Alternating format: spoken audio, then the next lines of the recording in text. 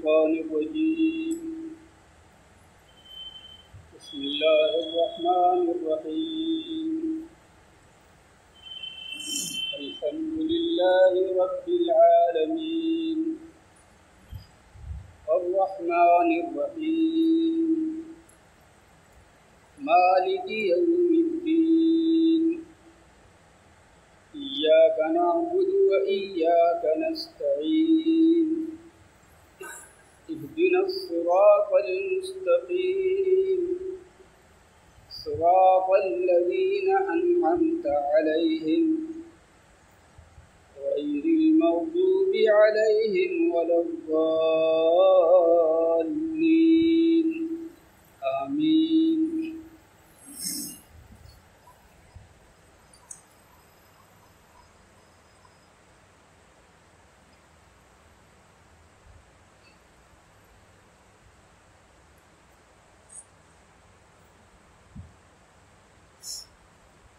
إياك نعبد وإياك نستعين إياك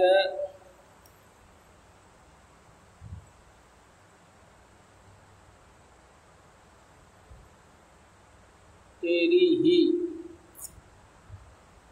نعبد ہم عبادت کرتے ہیں، وَمَنْ اور وَإِيَّاكَ اور تجھی سے، نستعین ہم مدد مانگتے ہیں.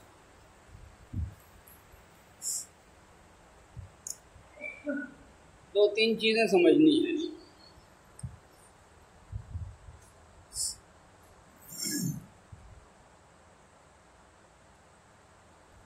عبادت جب آئے گی تو دو چیزوں کا ہونا ضروری ہے. ایک ہے عبادت کرنے والا، اس کو عابد کہیں گے، اور ایک جس کی عبادت کی جائے اس کو معبود کہیں گے. نعبد ہم عبادت کرتے ہیں، تو عبادت کرنے والا تو اسی کے اندر موجود ہے.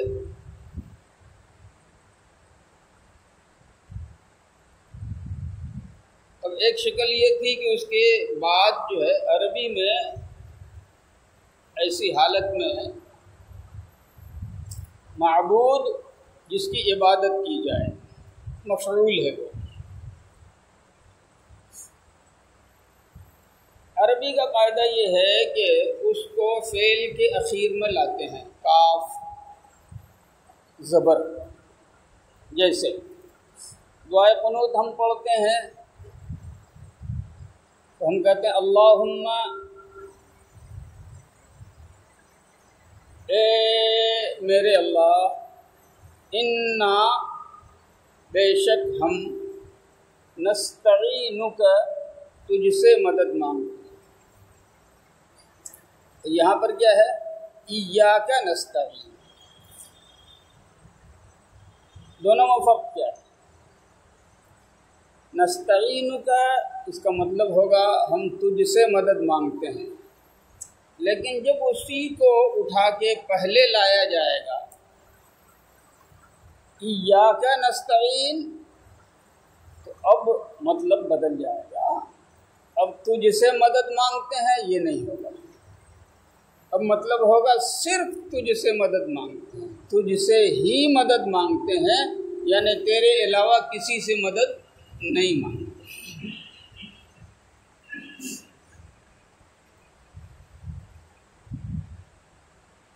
یہی مطلب ہوگا ایاک نعبد میں، کہ ہم تیری ہی عبادت کرتے ہیں. اس کا مطلب ہوا کہ تیرے علاوہ کسی اور کی عبادت نہیں کرتے. اب سوال یہ پیدا ہوتا ہے کہ عبادت ہے کیا چیز؟ عبادت کہتے کس کو ہیں؟ کسی کی خوشی اور مرضی حاصل کرنے کے لیے انتہائی عاجزی انکساری اور ذلت کے ساتھ اپنے آپ کو اس کے آگے جھکا دینا. کسی کی مرضی حاصل کرنے کے لیے انتہائی عاجزی، انکساری اور ذلت کے ساتھ اپنے آپ کو اس کے آگے جھکا دینا، یہ مطلب ہے عبادت کا. اس لحاظ سے اگر دیکھا جائے تو یہ حق صرف اس رب کا ہے جس نے ہم کو پیدا کیا ہے اور ہمیں کھلا پلا رہا ہے اور ہماری ساری چیزیں بنا رہا ہے. اگر ہم اپنے آپ کو اس انداز سے جھکائیں گے تو صرف اس کے آگے جھکائیں گے اور اس کے علاوہ کسی کے آگے نہیں جھکائیں گے.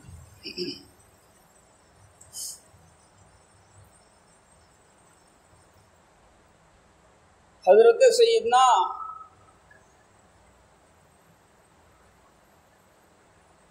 اس کا حکم اللہ رب العزت نے قرآن کریم میں بہت سے جگہ دیا.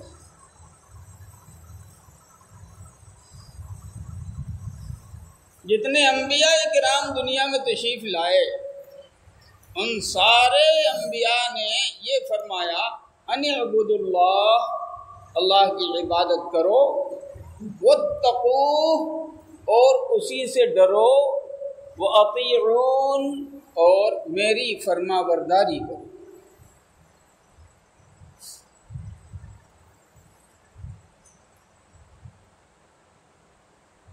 کسی نبی کو بھی یہ حق حاصل نہیں ہے کہ وہ امت کو اپنی عبادت کا اشارہ بھی کرے. قرآن کریم میں اللہ نے فرمایا ما کان لبشر، کسی انسان کو اس بات کا حق حاصل نہیں ہے ان یؤتیہ اللہ الکتاب والحکم والنبوہ، کہ اللہ تعالیٰ اس کو کتاب دے، حکمت دے، نبوت دے، ثم یقول للناس، پھر وہ لوگوں سے کہے کونوا عبادا لی من دون اللہ، کہ تم اللہ کو چھوڑ کے میرے بندے بن جاؤ. کسی انسان کو حق حاصل نہیں ہے. لیکن شیطان ہے پیچھے پیچھے لگا ہوا ہے، انسانوں کو بہکاتا ہے، گمراہ کرتا ہے.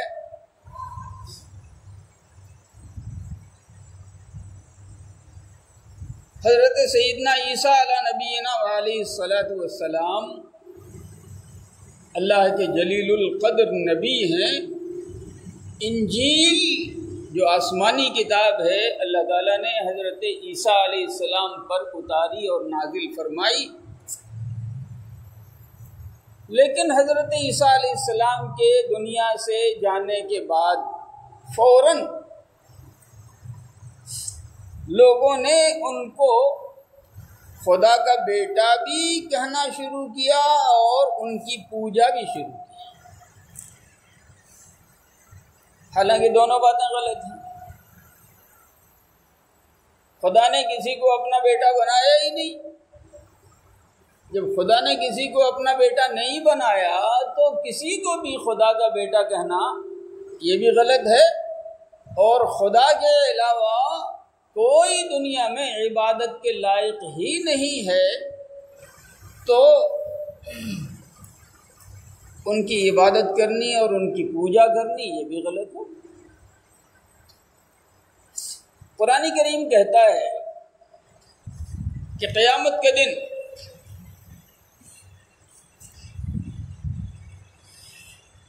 اللہ رب العزت حضرت عیسیٰ علیہ نبینا علیہ الصلاۃ والسلام کو اپنے پاس بلائیں گے.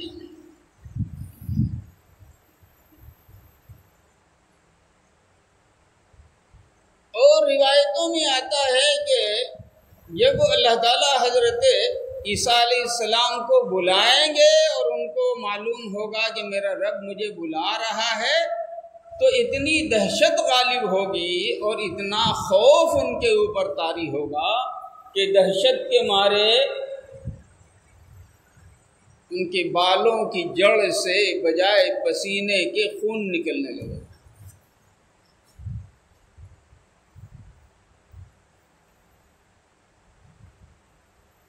پھر اللہ رب العزت اپنے سامنے بلا کے حضرت عیسیٰ علیہ السلام سے سوال فرمائیں گے، أَأَنْتَ قُلْتَ لِلنَّاسِ اتَّخِذُونِي وَأُمِّيَ إِلَٰهَيْنِ مِن دُونِ اللَّهِ، کیا تم نے لوگوں سے کہا تھا اتخذونی و امی الہین من دون اللہ، مجھ کو اور میری ماں کو خدا کو چھوڑ کے معبود بنا لو؟ تو حضرت عیسیٰ علیہ السلام جواب دیں گے، سبحانک، پروردگارا آپ کی ذات پاک ہے، ما یکون لی ان اقول ما لیس لی بحق، جس بات کے کہنے کا مجھے حق ہی نہیں تھا وہ بات میں کیسے کہہ سکتا تھا؟ ان کنت قلتہ فقد علمتہ، اگر میں نے کہا ہے تو آپ کو تو پوری دنیا کی خبر ہے، آپ دلوں کے اندر کا حال جانتے ہیں۔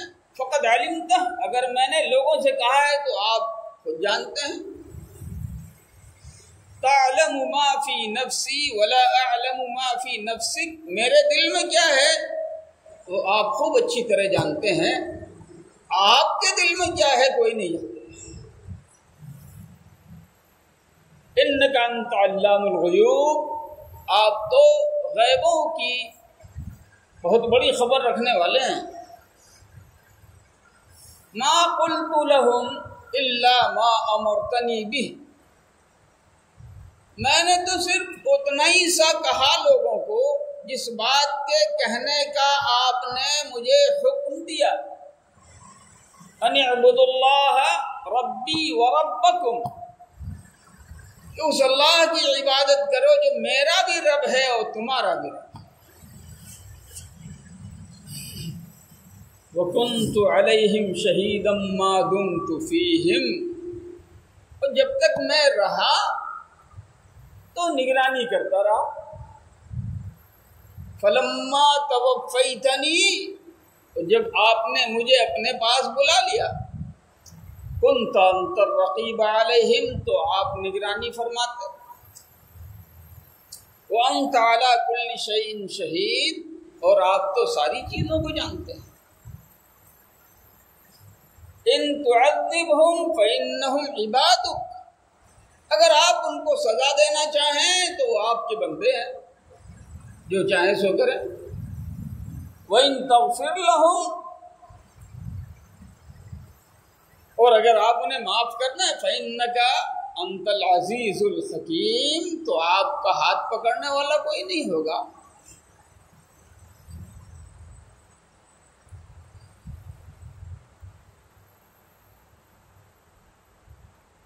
قرآن کریم میں ایک دو جگہ نہیں، جگہ جگہ اس بات کا حکم دیا ہے، ایک اللہ کی عبادت کرو۔ خود قرآن میں حضور اکرم صلی اللہ علیہ وسلم کی زبان سے اعلان کروایا گیا، امرت ان اعبد اللہ مخلصا لہ الدین، مجھ کو اس کا حکم دیا گیا ہے کہ میں سب سے کٹ کر کے صرف ایک اللہ کی عبادت کروں۔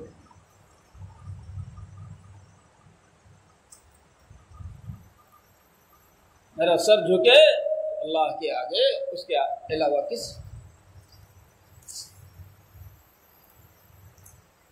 اس میں دو باتیں ہیں، اللہ سے جو بندے کا تعلق ہے دو طرح کا ہے، اور دونوں طرح کے تعلق کو ساتھ ساتھ رکھنا چاہیے، ڈر بھی اور امید بھی، ڈر بھی اور امید۔ پکڑنے پہ آئے تو بڑے بڑے عبادت گزار اور بڑے بڑے اولیاء تھر تھر کانپیں گے، کوئی بچانے والا نہیں۔ معاف کرنے پہ آئے تو اس کا ہاتھ پکڑنے والا کوئی نہیں، جس کو چاہے اس کو معاف فرما دے، تو اللہ سے بندے کو ہر وقت دونوں چیزیں برابر برابر رکھنی چاہیے، نہ ادھر کا پلہ جھکے نہ ادھر کا پلہ جھکے، ڈر بھی اور امید بھی، اور اسی کا نام ایمان ہے۔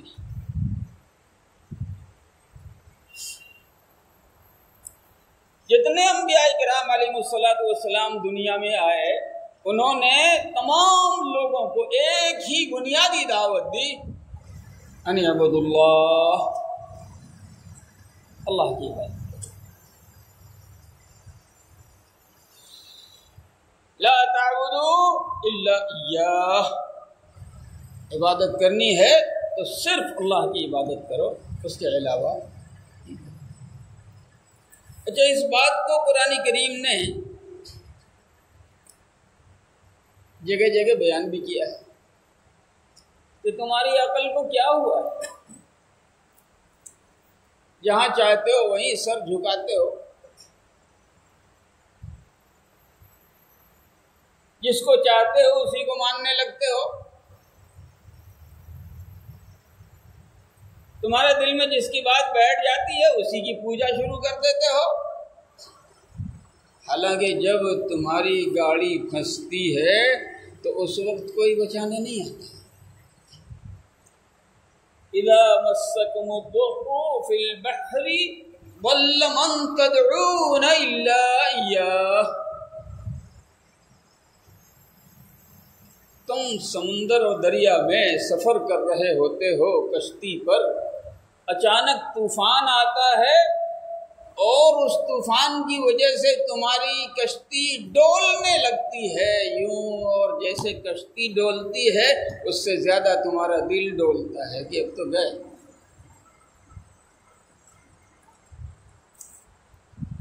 اس سخت مصیبت کی گھڑی میں جن کو تم نے پوجا تھا وہ سب کے سب تم کو اس مصیبت میں چھوڑ کے غائب ہو جاتے ہیں، اور پھر تمہارے دل سے جو آواز نکلتی ہے،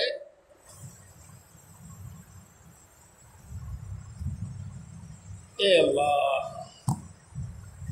آپ ہی بچا سکتے،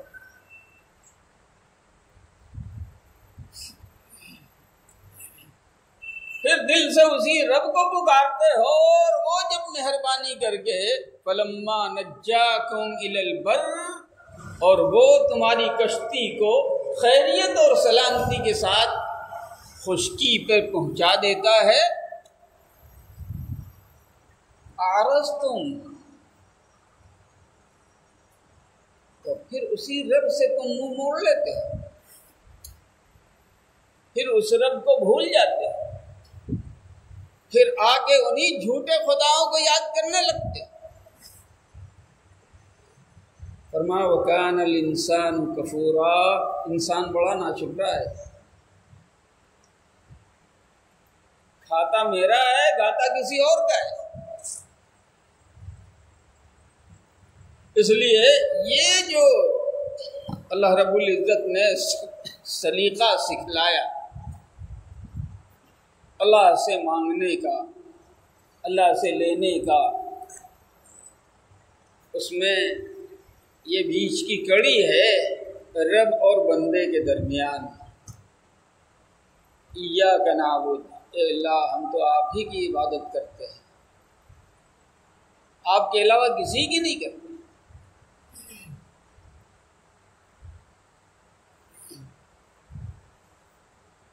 حضرت سیدنا یعقوب علیہ السلام کا دنیا سے رخصتی کا وقت آ گیا، دنیا سے جانے لگے، تو انہوں نے اپنے لڑکوں کو جمع کیا، سب کو اور جمع کر کے فرمایا ما تعبدون من بعدی، میں جب تک رہا تب تک تو اللہ کی عبادت کرتے رہے، لیکن میرے جانے کے بعد پھر اب کس کی عبادت کرو گے، کس کو پوجو گے؟ تو سارے لوگوں نے کہا نعبد الہک،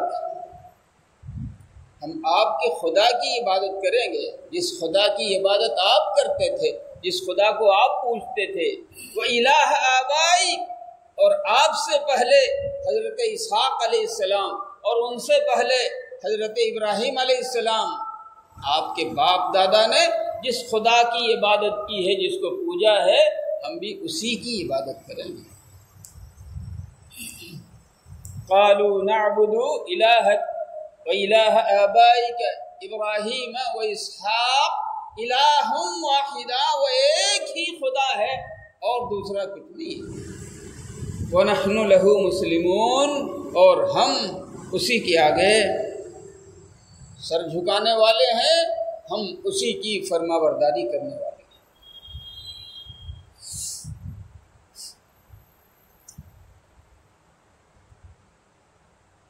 یہاں پر ایک ترجمہ کیا ہے قرآن کا ایک نرالے حضرت نے، جن کو لوگ اعلیٰ حضرت کہتے ہیں۔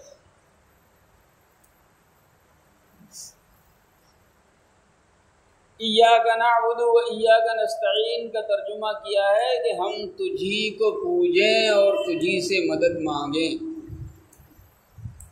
اپنا حال نہیں بیان کیا ہے، حالانکہ سارے مفسرین نے اس بات کو واضح طور سے لکھا ہے کہ یہاں پر اپنے حال کا بیان ہے کہ اللہ ہمارا آپ سے تعلق ہے، ہم آپ کو پوجتے ہیں، آئندہ پوجیں وہ بات نہیں ہے، ہم آپ کو پوجتے ہیں اور آپ ہی کو پوجتے ہیں۔ وہ ایاک نستعین، اور آپ ہی سے مدد مانگتے ہیں، آپ کے علاوہ کسی اور سے مدد نہیں مانگتے۔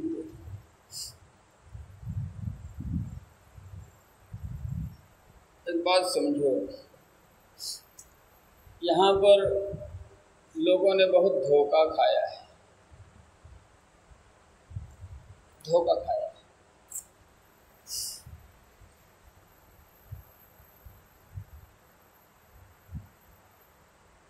دھوکہ اس اعتبار سے کھایا ہے کہ مدد مانگنے کی دو قسم ہیں، مدد مانگنے کی ایک تو دنیاوی معاملات، دنیا کا جو کاروبار ہے اس کے اندر، اور ایک ہے جو دنیاوی معاملہ نہیں ہے، غیبی معاملہ ہے، اس میں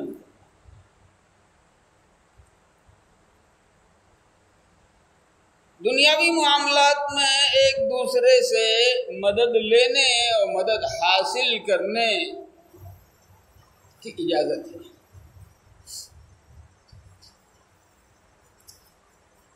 ایک بوڑھا آدمی ہے بیچارہ، وضو خانے میں وضو کی ضرورت ہے،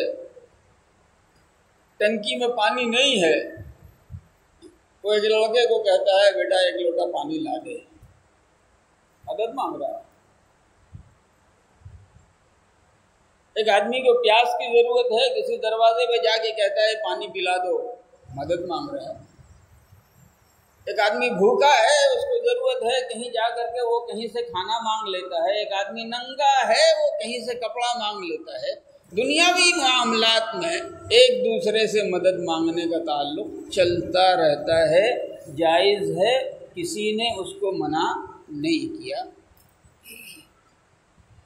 کبھی رعایا اپنے بادشاہ سے مدد مانگتی ہے اور کبھی بادشاہ اپنی رعایا سے مدد مانگتا ہے۔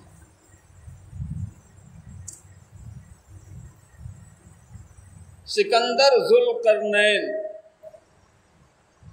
رحمت اللہ علیہ ایک ایسا نام ہے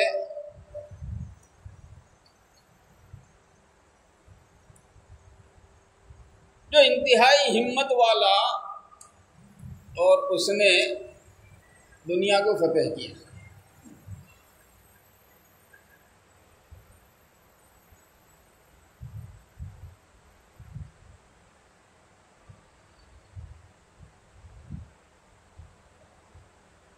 اور ایک ایک دم آخری کنارے تک پہنچے تو وہاں کچھ لوگ ایسے ملے جن کی بولی یہ لوگ سمجھتے نہیں تھے، نہ ان کی وہ نہیں، بہرحال اشارے سے بات ہوئی. کادو لا یکادون یفقہون قولا، کانو لا یکادون یفقہون قولا، بات سمجھتے نہیں.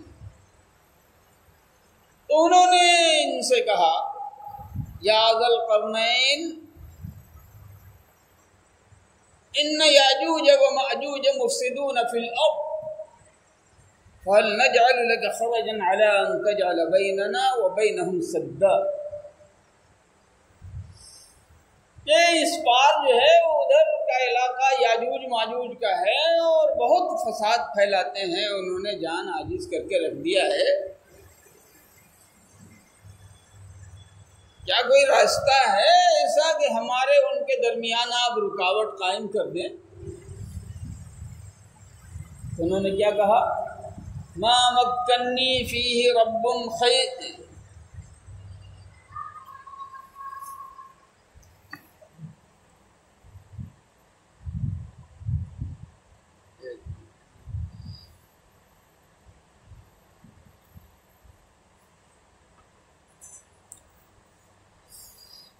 ما مکنی فیہ ربی خیر فاعینونی بقوہ.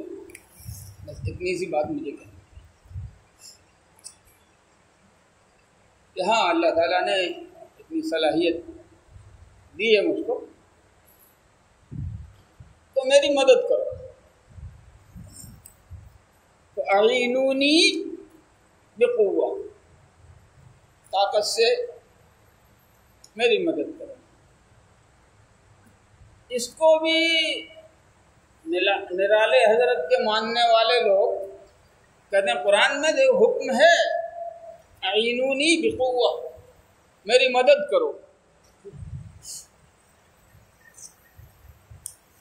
اور یہ بھول گئے کہ یہ دنیاوی معاملات کا تذکرہ چل رہا ہے. دنیاوی معاملات میں ایک دوسرے کی مدد، ایک دوسرے سے مدد مانگنے اور ایک دوسرے کی مدد کرنے کی اجازت ہے، لیکن جو غیبی معاملات ہے، مثلا کسی زندہ یا مردہ کے پاس چلے گئے اور بولے حضور میری قسمت بنا دیجئے، اس کے بعد کی جاگیر ہے، کیا کرے گا؟ یہ شان صرف اللہ کی. کسی درگاہ پہ پہنچ گیا، میں مصیبت میں ہوں، پیر صاحب میری مصیبت دور کر دیجئے، یہ شان صرف اللہ ہے. چاہے بھلائی کو حاصل کرنے کے لیے مدد کی گہار لگائے یا مصیبت کو ٹالنے کے لیے وہ فریاد کرے، یہ شان صرف اللہ کی ہے. اللہ کے علاوہ کسی اور سے مدد مانگنا کسی بھی طریقے سے جائز نہیں ہے، اور ادھر سے ادھر کرنے کا مطلب گھوٹالہ کرنا.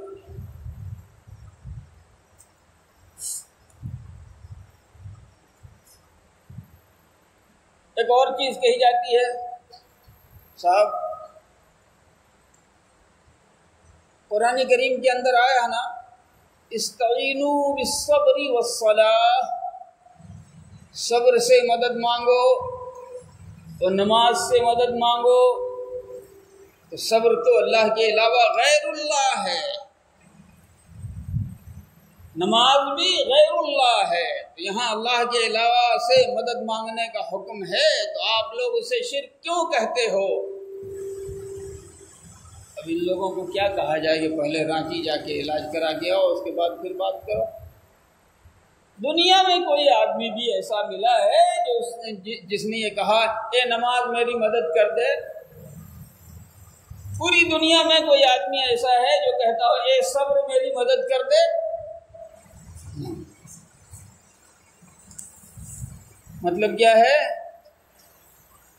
اللہ سے مدد حاصل کرنے کے لیے، مانگنے کے لیے تم نماز کو ذریعہ بناؤ. 2 رکعت حاجت کی نماز پڑھو، پھر اسی اللہ سے مانگو. صبر کہتے ہیں جمنے کو، صبر کہتے ہیں جمنے کو. آفت آئی، مصیبت آئی، دقت آئی، اور دین کے اوپر پہلے جمے رہو. फील्ड छोड़ के भाग गए कि अल्लाह कमजोर है मदद करे, नहीं होगा। नमाज को छोड़ दिया कि बे अल्लाह हमारी मदद कीजिए, नहीं। तो इस्तईनु बिस्सब्रि वस्सलाह का वो मतलब नहीं है जो आप समझा रहे हैं, बल्कि इस्तईनु बिस्सब्रि वस्सलाह का मतलब ये है कि अल्लाह से मदद मांगने के लिए आप नमाज को जरिया बनाओ, अल्लाह से मदद मांगने के लिए आप सब्र को जरिया बनाओ। और आगे फरमाया भी इन्नल्लाह मअस साबिरीन, अल्लाह सब्र करने वालों के साथ है। तुम सब्र करोगे अल्लाह तुम्हारे साथ होगा, और जब तुम्हारे साथ होगा तो तुम्हारी मदद करेगा।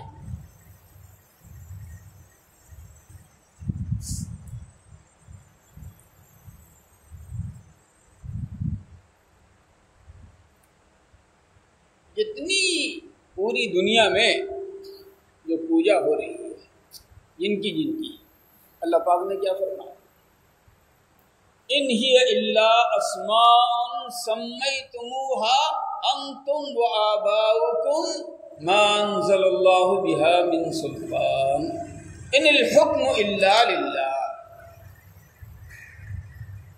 जिनकी तुम पूजा कर रहे हो ये सिर्फ तुमने नाम रख छोड़ा है।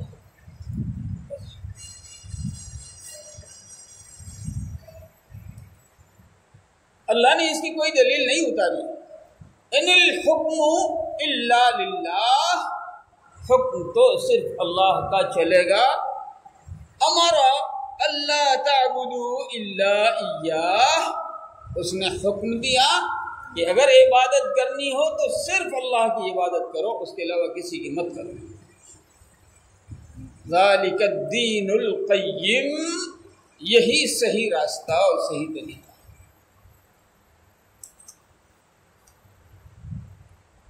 बात हो गई है 3-4 मिनट में, ये भी अर्ज कर दूं, फिर बाद में बहस आएगी नहीं आएगी कि बुत परस्ती शुरू कैसे हुई। हजरत आदम अलैहिस्सलाम तो जन्नत में रहते थे, अल्लाह के नबी थे,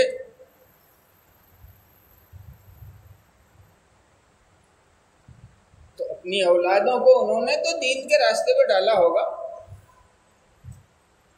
नहीं बल्कि डाला।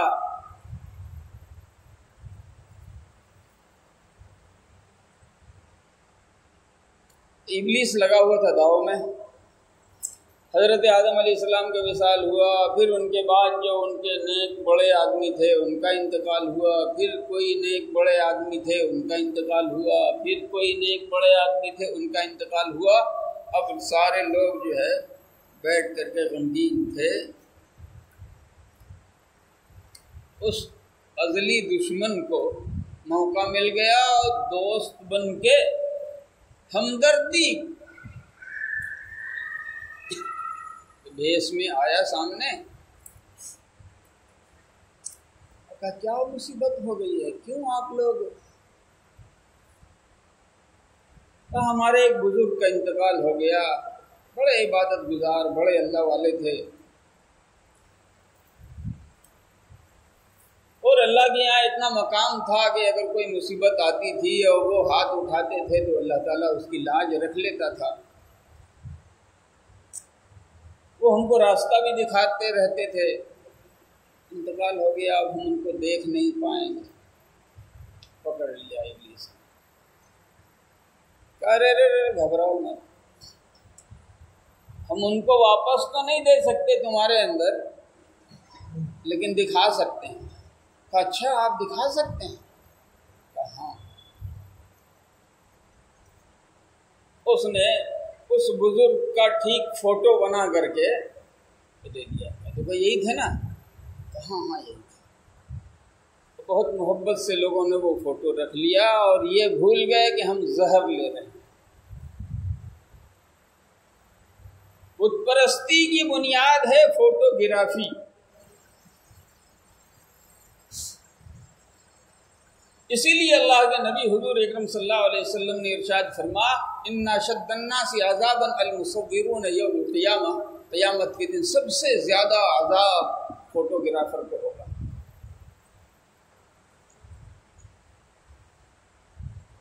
موبائل کے زمانے میں یہ چیز اتنی عام ہو گئی کہ عیب نہیں سمجھتے.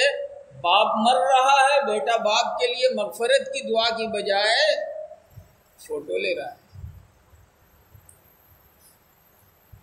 سڑک پہ ایکسیڈنٹ ہو گیا، بجائے اس مظلوم کی مدد کرنے کے سب موبائل کیمرے سے فوٹو لے رہے ہیں. یاد رکھنا اللہ پاک ایک ایک کا حساب لے گا، چاہے شادی کا موقع ہو چاہے اور کوئی موقع ہو. بہت شدید ضرورت ہے تو شریعت نے اجازت دی ہے. جیسے جان جانے والی ہو، سور کے گوشت کے علاوہ کہیں نہیں ہے تو ایک آدھ بوٹی کھا کے جان بچانے کی اجازت شریعت نے دی ہے. پیاس سے جان جانے والی ہو اور کہیں پانی کا ایک قطرہ نہیں، شراب ہے، ایک آدھ گھونٹ شراب پی کے جان بچا سکتے ہیں. بالکل اسی درجے میں آپ اس کو بھی رکھیں. فوٹو کے بغیر اس کے حج میں نہیں جا سکتے، بغیر اس کے ایڈمیشن نہیں ہو سکتا، بغیر اس کے کھاتہ نہیں کھلوا سکتے، بغیر اس کے ووٹ نہیں دے سکتے. تو جہاں جہاں ضرورت پڑے وہاں مجبوراً اس کے استعمال کی اجازت ہے، شوق سے نہیں. بت پرستی کی جو جڑ ہے وہ ہے فوٹوگرافی. کچھ دن کے بعد کسی اور بزرگ کا انتقال ہو گیا، جب تک وہ فوٹو بھی پھٹ پھٹا گیا. پھر پہنچا تو لوگوں نے کہا اچھا آئے، بہت آپ نے بنا کے دیا تھا، بہت بہتر تھا، لیکن کیا کیجیے وہ پھٹ گیا. کہا گھبراؤ، اب کی ایسا بنا کے دیں گے پھٹے گا نہیں. تو پتھر کو اس نے اسٹیچو بنا کے دیا. لوگوں نے بس رکھ دیا اپنی عبادت خانے میں اور محبت سے صرف دیکھتے تھے.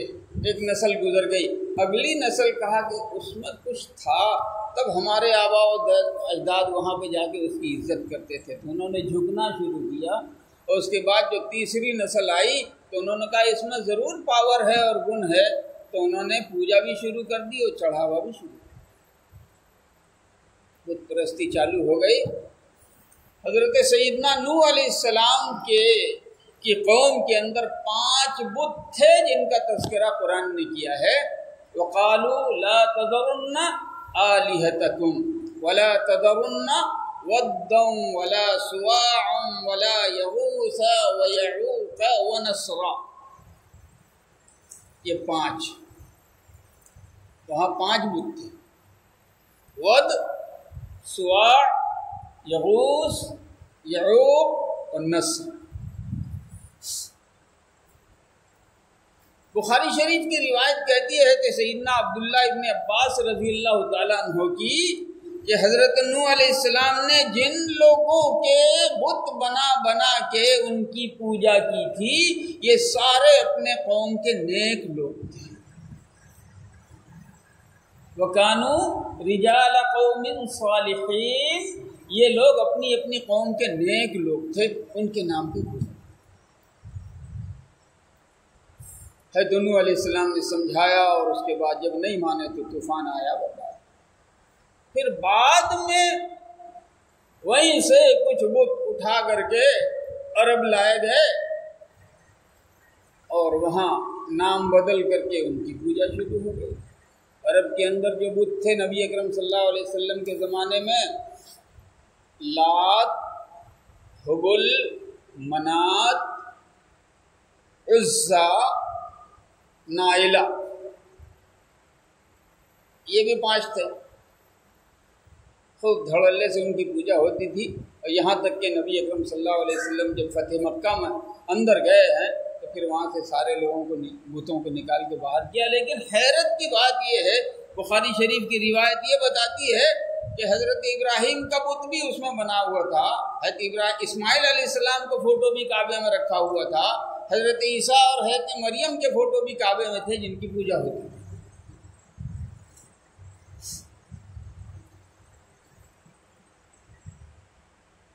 اسلام میں اس کی کوئی اجازت نہیں. ہم تو بہت ببانگ دہل کہتے ہیں کہ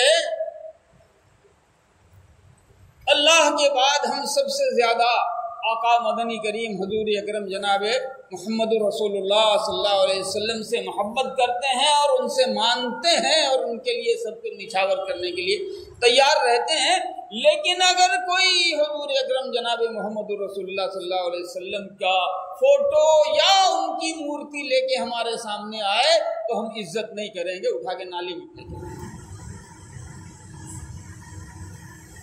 इसकी कोई गुंजाइश नहीं है।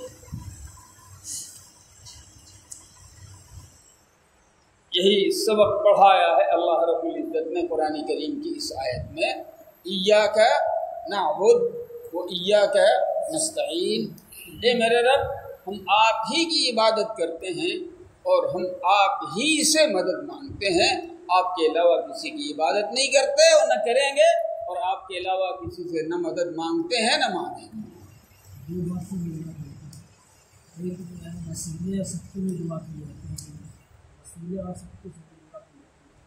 अब इतना टाइम है वसीले और क्या,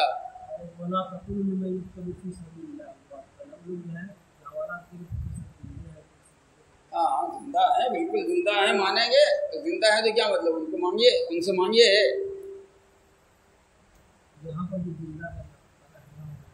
अरे भाई जिंदा है, वलाकिल्ला तशउरून भी कहा है, उनकी जिंदगी को आप नहीं समझ सकते। जैसे दुनिया में जिंदा थे इसी अंदाज से जिंदा हैं अगर वहां, तो वलाकिल्ला तशउरून क्यों कहा? ये वो जिंदगी है, वो जिंदा हैं, लेकिन उनकी जिंदगी तो आप दुनिया की जिंदगी पर कयास नहीं कर सकते। वो जिंदगी को आप समझ नहीं सकते। नंबर एक, वसीले की बात जब आपने छेड़ी है, मैं आपसे कह देता हूँ जब बात आएगी इसकी तब आएगी, अभी तो वक्त से पहले होगा। वसीला नेक आमाल का, किसी के भी नेक आमाल का, अपने नेक आमाल का देना मुकम्मल जायज़ है, हर तरीक़े से जायज़ है। उस हदीस पाक को आप उठा करके देख लें, जहाँ 3 आदमी गार में बंद हुए थे और उस पत्थर के हटने की कोई शक्ल नहीं थी, तो उन्होंने अल्लाह से जो दुआ की तो अपने आमाल का वसीला पेश किया। एक ने कहा, परवरदिगार आप जानते हैं मेरे माँ बाप जो है ज़ईफ़, और ये हमेशा मैं उनका ख्याल करता रहता था और कुछ होता था, और उसके बाद जो है मैंने अपना मामूल बना के रखा था कि जब मैं वहाँ से जंगल से वापस आता तो जब तक अपने माँ बाप को नहीं खिला लेता उस वक्त तक अपने बच्चों को नहीं देता। एक दिन आया तो देखा कि वो सो चुके हैं, मैंने अदब की वजह से उनको उठाना पसंद नहीं किया और दूध का गिलास लेके उनके सराहने खड़ा रहा। सुबह हो गई। अगर मेरा ये अमल तुझे पसंद है तो ये अल्लाह हटा दे। तो पत्थर तिहाई हट गया खुद ब खुद। और दूसरे ने कहा कि परवरदिगारा मेरी एक चचाजाद बहन थी और मुझसे उससे बड़ा ताल्लुक़ था, मेरा दिल आ गया उसके ऊपर। और फिर एक मर्तबा वो मोहताज होकर के मेरे पास जब आई तो मैंने मदद की, अपील तो की, कबूल तो कर लिया, लेकिन मैंने शर्त लगा दी कि तुम अपने साथ बदकारी करने दो, तब उसके बाद मैं तुम्हारी मदद करूँगा। उसके पास भी कोई रास्ता नहीं था, उसने कबूल कर लिया। मैंने पैसा दे दिया, उसके बाद उसके घर गया, उसके ऊपर मैं बैठ गया। जब बैठ गया तो उस लड़की ने कहा कि अल्लाह के बंदे, अल्लाह से डर और मेरी इज्जत ख़राब मत कर। और मैं उतर गया। परवरदिगारा अगर ये मेरा ये अमल तुझे पसंद आया है तो फिर मदद कर, और हट गया। तीसरे ने कहा कि मैंने मजदूर रखा था और सबको दे रहा था, एक आया मेरे पास तो मैंने उसको देना चाहा, उसने नहीं लिया, वो चला गया।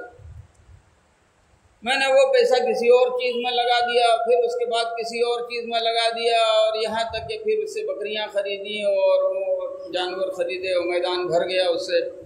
फिर आया एक दिन वो और कहने लगा कि मेरा जो बकाया है वो अदा करो। मैंने कहा ये सारी बकरियाँ तेरी हैं, ले जा। तो उसने कहा मजाक मत कर, मेरा हक जो है वो दे दे। मैंने कहा नहीं मजाक नहीं कर रहा हूँ, ये सब तेरा ही है, ले जा। وہ خوشی خوشی لے کے چلا گیا، پروردگارا اگر یہ میرا عمل تجھے پسند آیا ہو تو ہٹا دے، بالکل پورا پتھر ہٹ گیا۔ تو وسیلہ دراصل تو یہ ہے، اور جس کو آپ کہتے ہیں اور جس کو لوگوں نے دنیا میں بنا کر کے رکھا ہے اس کے لیے مستقل بحث چاہیے انشاءاللہ پھر کسی